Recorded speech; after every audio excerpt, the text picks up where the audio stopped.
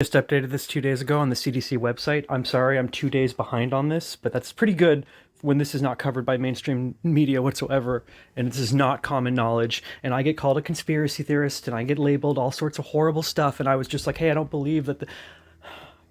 I'm gonna make a playlist, but like for the last 5 months, I've been talking about the childhood vaccine schedule and how if you look at all the data on CDC and FDA or NIH and the package inserts, there's no evidence that childhood vaccines are safe. And so I was speculating that childhood vaccines were causing autism because of all the aluminum adjuvant that they keep finding in autistic kids' brains when they do autopsies. And I was like, the only exposure to aluminum that's not through ingestion, which is eating, you get aluminum from breast milk and stuff. The only exposure kids would have to aluminum that's not like really ingestion would be from the vaccines. That's literally their only exposure, at least in America. That's going to be their main exposure to it.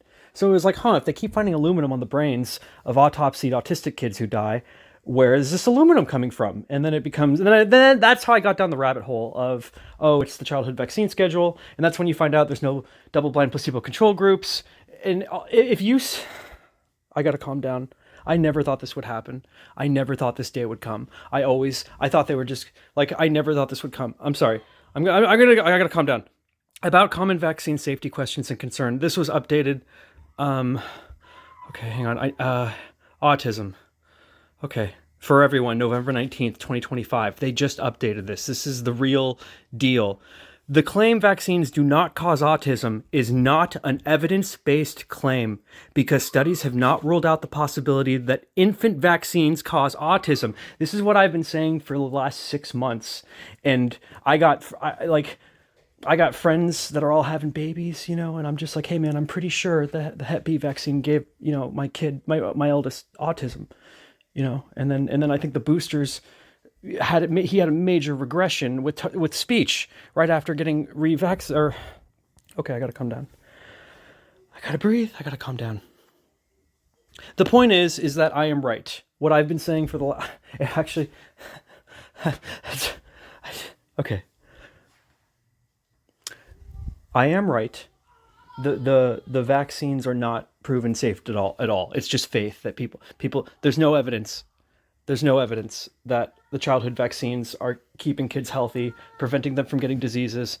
It's all the evidence is pointing to the exact opposite, that the childhood vaccines are basically giving kids autism and neurological disorders and all sorts of problems and allergies to peanuts and all sorts of stuff, which if you look at my previous videos, it'll explain the science behind that and show data and numbers and stuff. But I never thought this would happen. This happened 2 days ago. They went from saying, hey, there's no evidence that, childhood vaccines lead to autism. That's what they've been saying for years. And that's what this page said for years, like 3 days ago.